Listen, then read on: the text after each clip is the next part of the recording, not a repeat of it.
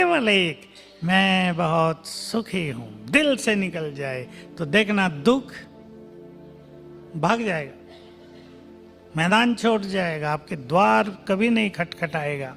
तीसरा संकल्प, मैं बहुत धनवान हूं।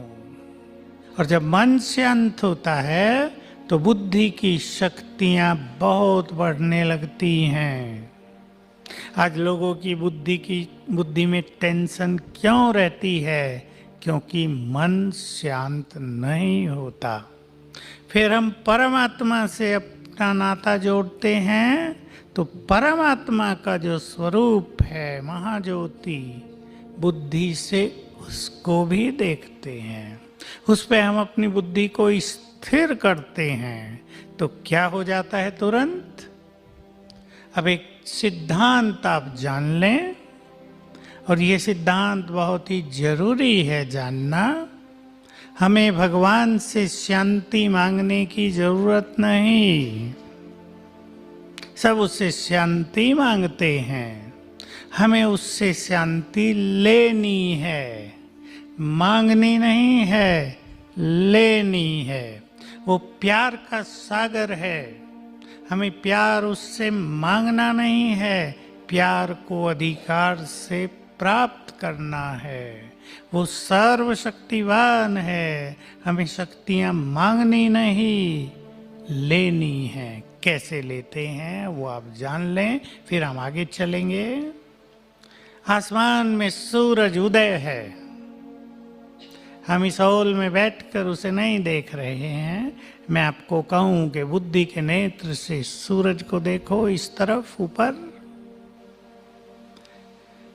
जैसे ही हम सूरज के स्वरूप को देखेंगे गोल, तो क्या होगा? बहुत ध्यान से सुन लेंगे सभी। उससे हम जुड़ गए।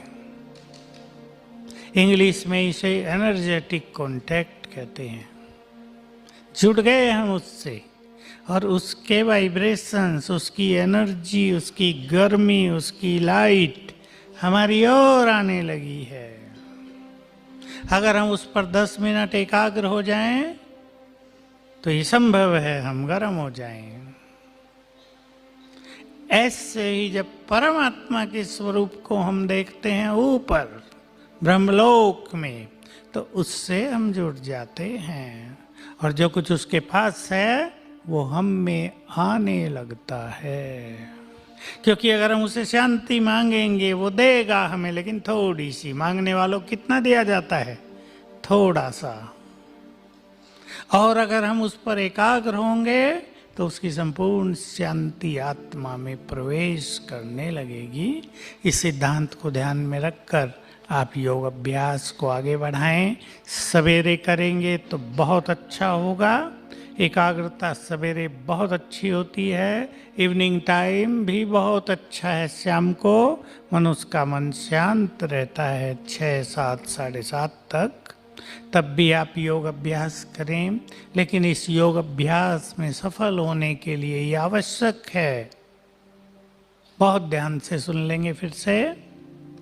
व्यर्थ सुनने से, व्यर्थ सोचने से मुक्त करें खुद को।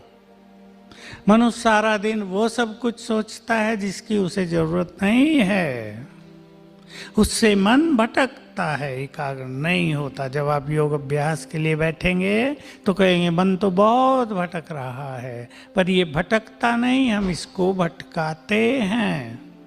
हम बहुत व्यर्थ सुनते हैं, हम बहुत व्यर्थ सोचते हैं, सारा दिन दूसरों के बारे में सोचते हैं, तो मन भटकने लगता है। ठीक है ना? इसका सुख लेना है आपको। ये संसार का सबसे बड़ा सुख है। इतनी छोटी सी बात है, मैं आत्मा हूँ और वो परमात्मा शिव बाबा, हम उसकी संतान हैं, उससे हमें जुड़ना है। इतनी छोटी सी बात है, और यही संसार की सबसे गुह्य विद्या भी है।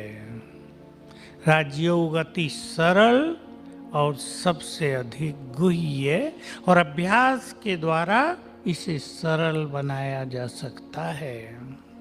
मैं जरा सा पूछना चाहूँगा, यहाँ आने से पहले आप में से किस किस ने सेंटर्स पे जाना शुरू किया था? अच्छा, बहुत हैं। तो आप लोग बहुत कुछ समझते हैं ना। मुरली किस किस ने सुनी है? अच्छा, आप सब ने मुरली सुनी है। तो हम मुरली की भाषा बोलेंगे, इसलिए मैंने पूछा। जो नए होते हैं एकदम, जिन्होंने कुछ नहीं सुना होता, उनके लिए उनकी भाषा का यूज करना पड़ता है। लेकिन आप सब ज्ञान की भाषा को समझते हैं। अब योग अभ्यास को बहुत महत्व देना है। इससे समस्याएं खत्म होंगी, इससे हमारी आंतरिक शक्तियां बढ़ेंगी, इससे जन्म जन्म के पाप नष्ट होते हैं और टेंशन भी समाप्त हो जाता है। हमें अपने कार्यों में भी सहज सफलता मिलने लगती है। अपने जीवन को बदलना है हमें। राजयोग, जहां हमारा प्रभु मिलन कराता है, वहीं हमारे जीवन को भी परिवर्तित करता है। घर घर में एक बात को लेकर संघर्ष है। सबकी उंगली दूसरों की ओर है। ये गड़बड़ करते हैं, इन्हें गुस्सा आता है, ये बुरा बोलते हैं, ये बहुत डांट डपट करते हैं, ये काम ठीक नहीं करते हैं। सब दूसरों को बदलना चाहते हैं, पर बुद्धिमान मनुष्य को क्या चाहिए? बोलो। खुद को बदलना। क्योंकि खुद को बदलने से दूसरा भी बदलने की प्रेरणा लेता है। और सब एक दूसरे को बदलने की इंतजार करते हैं, तो न वो बदलता न हम। घरों में अशांति रहती है। आप सभी को, माताएं बहुत बैठी हैं, अपने अपने घर में प्रेम का, खुशी का, सुख शांति का वातावरण बनाना है। एक समय था हमारे घर आश्रम होते थे। गृहस्थ को ही क्या कहते थे?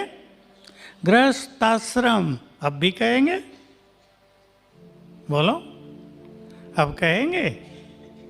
आवाज नहीं आ रही। अब आश्रम पहाड़ियों पे और गृहस्थ शहरों में अलग हो गया। अधिकतर लोगों के परिवार किसी न किसी अशांति से, समस्या से, टेंशन से जूझते रहते हैं। माँ बाप का बहुत अच्छा है तो बच्चे गलत राह पे चले गए हैं। वो परिवार जिसमें सब बहुत चरित्रवान हो, बच्चे भी, काम धंधा भी अच्छा चलता हो, सहज सफलता मिलती हो, ऐसे परिवार सबसे अधिक भाग्यवान हैं इस संसार में। कलयुग में ऐसे परिवार हैं, पर जरा थोड़े रह गए हैं। सभी माताओं को पहले अपने अपने घरों में प्रेम पैदा करना है, प्रेम का माहौल बनाना है, खुशी का माहौल बनाना है, शांति का माहौल बनाना है। मैं कुछ कहूँगा इसके लिए, पर पहले आप इसके लिए तैयार हैं? बोलो। आपका घर मंदिर बन जाए, वहाँ रहने को मन करे आपका। ये नहीं लगे पड़ोसिन के पास चलूं, कुछ मन की बात कर लूं, हल्की हो जाऊंगी, भारी हो गया है बहुत मन। माताएं अपने मन के टेंशन को ट्रांसफर कराती हैं पड़ोसियों को। तो अगर आप सचमुच मन को मंदिर बनाना चाहते हैं, तो अपने को बदलने की इच्छा रखनी होगी। पहला परिवर्तन। क्योंकि मनुष्य ये तो सोचता है मुझे अपने को बदलना है, पर क्या बदलना है? मैं आपको थोड़ी सी रोशनी दे रहा हूं।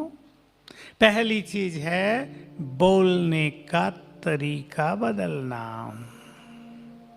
अच्छी बात यदि अच्छे शब्दों में न कही जाए, अच्छे मौके पर न कही जाए, अच्छी बात तब अच्छी नहीं रहती।